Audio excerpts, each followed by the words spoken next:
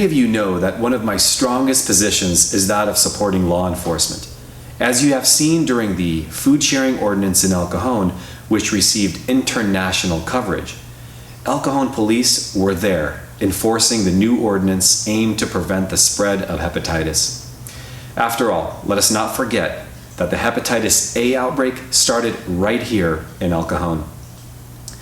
El Cajon Police arrived at the scene week after week and performed their task impeccably.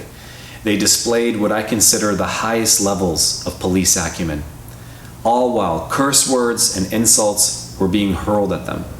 They still maintained. Got to go, hey, hey, ho, ho, racist police have got to go, hey, hey, ho, ho, racist police have got to go, hey, hey, ho.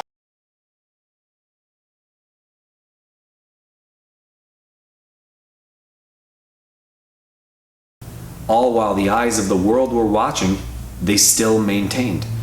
Remember that this isn't what police are hired to do.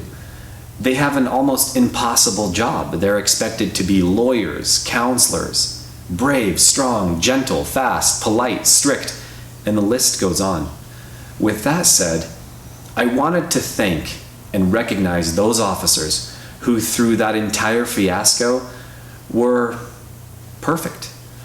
So I introduced an agenda item whereby honoring those officers at the City Council was what we can do at the very least to show our appreciation for representing our city to the rest of the world.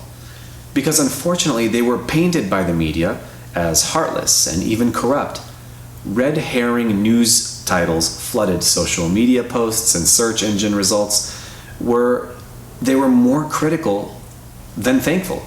And it seemed that everyone was forgetting that these officers were exposing themselves to hepatitis while working to uphold city ordinance. The media was disingenuous. Let's take a look at how the council voted. As previously mentioned, this item is about recognizing and awarding the law enforcement officers who were in the middle of the food sharing ordinance fiasco, which received international attention.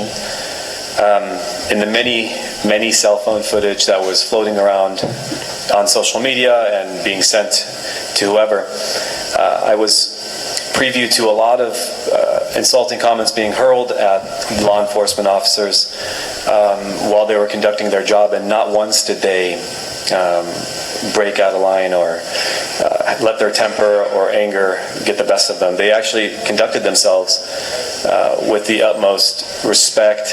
I said this before, it was like watching a movie unfold, the way that they handled themselves. Their demeanor was on point, their acumen was superb, and I know that the law enforcement gets awards annually, but this was different because we don't deal with this kind of thing all the time. So I actually want to make a modification to 9.2, and that is to ask my colleagues here to, instead of putting it off on a different agenda, to talk about it right now, to vote on to give an award to recognize the officers who were there that day at the park, instead of putting it off on a different agenda. Well, first off, we wouldn't be able to do that. We have to follow the regulations. So you can continue to request, though, to put it on the next agenda. Okay. So the motion is on the table then to award the officers who were there that day for everything I had spoken to earlier. I think it's appropriate, I think it's deserving, and I think I want them to know that I have their back. Before we do that, do we have any public comment? No speaker cards. Okay, there's a motion. Would anybody like to second? Before we vote, I do want to say that I'm going to vote no on this because I'm really uncomfortable with continuing to politicize this. You know, it's this whole thing should never have been political, and it's been political. And I think it needs to calm down and not be political anymore. And I don't want to be involved in that.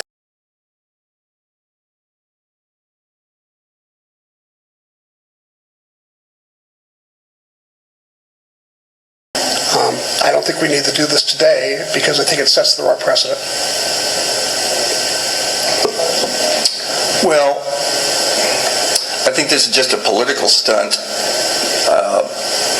And I think there are people that were at that event the other day that truly believe in what they're doing, and I don't want to rub their nose in it. So I'm not going to support this.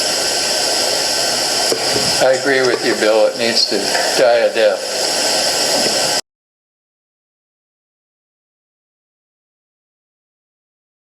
I agree with you, Bill. It needs to die a death. Please vote.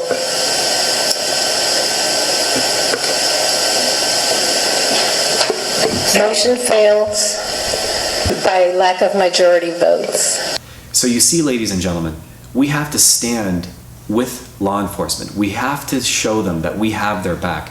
We can't have weak leadership on the city council, a weak mayor, a weak city council saying that they don't want to protect and fight for our law enforcement. Law enforcement are what keeps law and order in a city. And I pledge to do everything I can in my power to stand with and protect law enforcement, even when my colleagues will not.